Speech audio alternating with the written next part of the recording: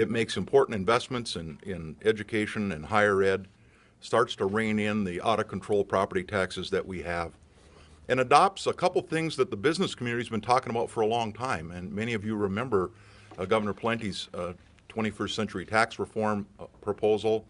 You can go back to the Latimer Commission back in the 80s. There's been talk of expanding the sales tax and lowering the rate around the legislature for a long time. This does take Minnesota's sales tax from the 7th highest in the country to 27th. And I think that's very important. Reduces our corporate rate from the 4th highest in the country to 12th. So there's a lot in here for the business community to like. This is a bold plan. And I have not seen this kind of leadership from the state's chief executive since the days of Rudy Perpich.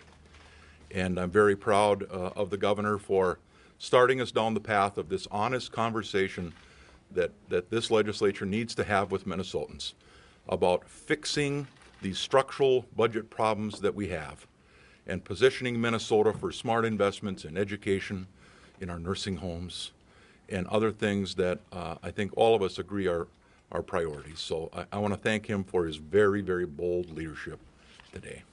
And all I would say is for the people of Minnesota, get ready for more taxes, which I'm sure is not a surprise. But one thing I would say, too, the governor has been talking a lot about trying to make this a budget or a tax structure that was going to be focused on the wealthy. But one thing we do know from looking at what he has proposed is that everybody in Minnesota is going to be paying more taxes.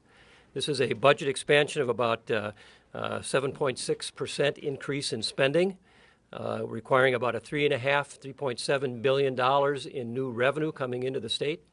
And those revenue increases are going to affect all Minnesotans, everybody. It's not the wealthy, it is everybody. So if you're a Minnesotan and you're going to get a haircut, there's going to be a tax. If you're going to get your oil changed, there's going to be a tax. You just go down the list. There's a host of things that are going to be taxed in Minnesota that were not taxed before.